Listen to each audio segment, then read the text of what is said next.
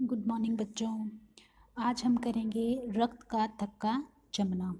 जब हमारे शरीर पर कहीं चोट लग जाती है तो उस जगह पे खून बहने लगता है, परंतु थोड़ी देर बाद ही हम देखते हैं कि जो ब्लड बह रहा होता है हमारी बॉडी से, वो अपने आप ही बहना बंद हो जाता है, क्योंकि उस स्थान पर जो ब्लड होता है वो गाढ़ा होकर जम जाता है। और जो ब्लड गाढ़ा होकर जम जाता है उस स्थान पर, इससे क्या होता है कि हमारे शरीर से खून बहना बंद हो जाता है, और इसे ही रक्त का थक्का जमना कहते हैं। जहाँ आप पिक में देख रहे हो, इसकी उंगली पे जो चोट लगी है और ब्लड बह रहा है, धीरे धीरे ये मतलब इसके ऊपर जो रक्त का थक्का जम जाएगा, और जिससे क्या होगा कि बॉडी का खून बहना बंद हो जाए। अगर ऐसा ना हो, अगर ब्लड का ये थक्का ना जमे, तो छोटी सी चोट जो आप देख रहे हो उंगली पे लगी हुई, तो इससे भी हमारे शरीर का जितना भी ब्लड है वो सारा बह जाएगा, और जिससे कि हमारी मृत्यु हो सकती है। तो जो रक्त का थक्का जमना है वो प्रकृति की तरफ से जो हमारा ब्लड बह रहा है उसको रोकने का एक आसान तरीका है। जो रक्त का थक्का जमना होता है वो एक कॉम्प्लिकेटेड प्रक्रिया होती है, जिसमें बहुत से कारकों की आवश्यकता होती है। तो रक्त को दो तरीकों के द्वारा बहने से रोका जा सकता है। नंबर 1 है वेसो कॉन्ट्रैक्शन, और दूसरा है ये जो थक्का जमना। तो ये वेसो कॉन्ट्रैक्शन होता है जब शरीर के किसी भी अंग या पार्ट से रक्त बहने लगता है, तो उस जगह पे क्या होता है, रक्त की जो वेन्स होती हैं, ये वेन्स है, और जहाँ से रक्त बह रहा है वहाँ क्या होता है, ये वेन्स है वो सिकुड़ जाती है। इस रक्त की मतलब इससे क्या होता है कि जो हमारे ब्लड की जो हानि होती है, मतलब वो कम होती है। इसके स्थान साथ ही रक्त का थक्का भी अपने स्थान पर आसानी से जमा रहता है। दूसरा है थक्का जमना। रक्त का थक्का जमाने में जो थर्मोप्लास्टिन नामक एक लिपोप्रोटीन हेल्प करता है। थर्मोप्लास्टिन का जो स्राव है वो नष्ट हुई कोशिकाओं से भी होता रहता है। मतलब जो थर्मोप्लास्टिक है वो, मतलब जो हमारी शरीर की कोशिकाएं जो नष्ट हो चुकी होती हैं वहाँ से भी वो निकलता रहता है। जो रक्त जमने की प्रक्रिया होती है उसके 3 चरण होते हैं। पहला है जब हमारे शरीर से कहीं जख्म पे जब खून बहने लगता है, तो उस स्थान पर जो प्लेटलेट्स होती हैं वो एक रासायनिक पदार्थ छोड़ती हैं। जो ये प्लेटलेट्स आप देख रहे हो, ये एक रासायनिक पदार्थ छोड़ती है। इस पदार्थ को थ्रोमोप्लास्टिन या थ्रोमोकाइनेज कहते हैं। जो आप इसमें देख रहे हो, थ्रोमोप्लास्टिन या थ्रोमोकाइनेज कहते हैं, और इसमें कैल्शियम प्रेजेंट होता है। सेकंड है थ्रोमोप्लास्टिन होता है वो एक एंजाइम प्रोथ्रोमिनेज।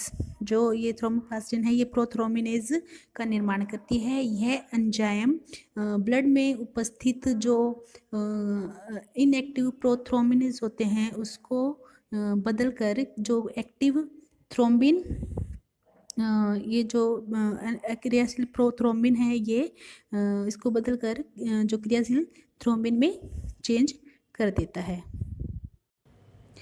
इसके बाद थर्ड पॉइंट है जो रक्त में फाइब्रोनोजन जो नामक एक घुलनशील प्लाज्मा प्रोटीन होता है। ये थ्रोम्बिन इस घुलनशील पदार्थ को घुलनशील जो फाइब्रेन होता है उसमें बदल देता है। फाइब्रोन जो होता है यह जो जहाँ चोट लगी होती है उस जगह पर मिलकर एक जाल सा बना लेते हैं। जो आप पिक में देख रहे हो, ये वाइट वाइट जो जाल सा बना हुआ है, ऐसा बना लेते हैं। इसमें जो होते हैं हमारा रेड ब्लड सेल जो होती है वो फंस कर रक्त कण फंस जाते हैं, जिससे वो एक क्लोट बन जाता है, और इससे क्या होता है कि खून बहना बंद हो जाता है। कुछ समय के बाद यह थक्का सख्त और ठोस हो जाता है, और थक्के के सिकुड़ने से एक पीले रंग का पदार्थ निकलता है जिसे सीरम कहते हैं। यह थक्का नहीं जमता। इन सब प्रक्रिया में कैल्शियम, आयरन और विटामिन के की आवश्यकता होती है। थक्का जमने की प्रक्रिया को प्रभावित करने वाले कारक कुछ कारक ऐसे होते हैं जो क्लोटिंग की प्रक्रिया को तेज कर देते हैं, परंतु कुछ कारक ऐसे भी होते हैं जो उसकी प्रक्रिया को मतलब कम कर देते हैं।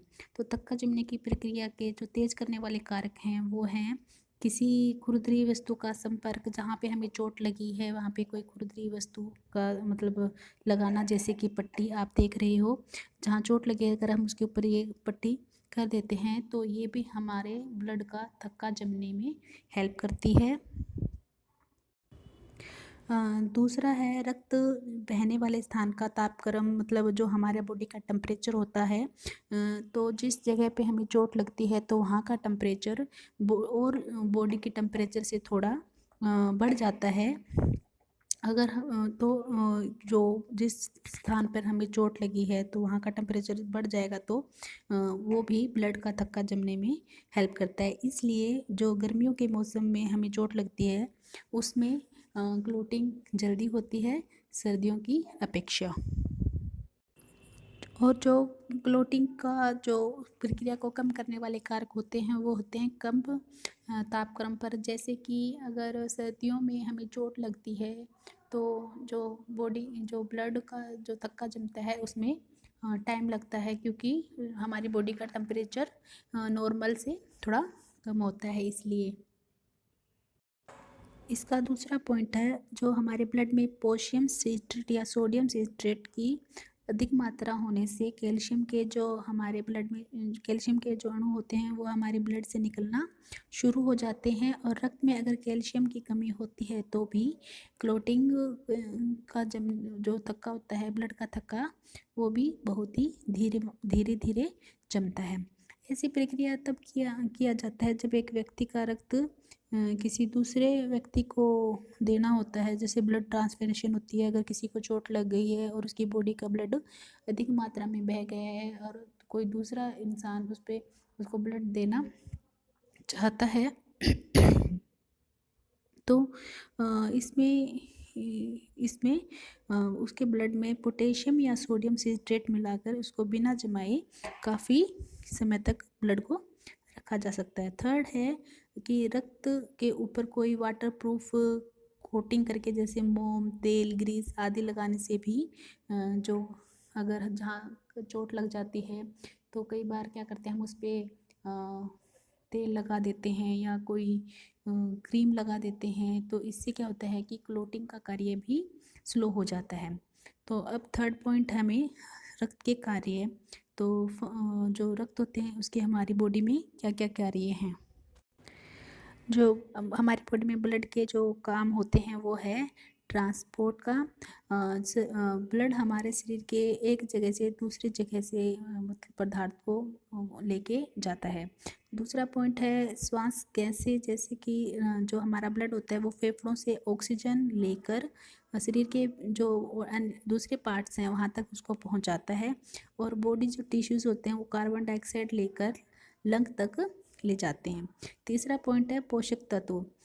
रक्त हमारे शरीर में जो हम खाना खाते हैं, जो पचे हुए भोजन के जो भोजन होता है वो हमारे विभिन्न जो दूसरे अंगों तक ले जाने का कार्य करता है, जैसे कि ग्लूकोज, अमीनो अम्ल, वसा अम्ल, विटामिन, खनिज लवण आदि।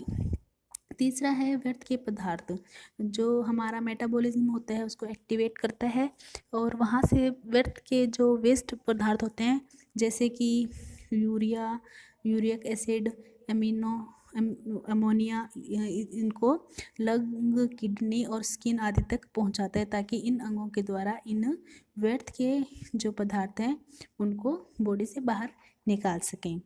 फोर्थ पॉइंट है लवण, एंजाइम, हार्मोन्स। इन पदार्थ को भी जो रक्त है उनकी कोशिकाओं तक पहुंचाता है जहां इनकी आवश्यकता होती है।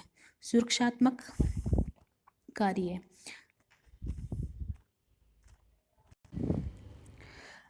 इसके सुरक्षात्मक कार्य क्या क्या हैं। एक होता है एंटीबॉडीज़ का निर्माण।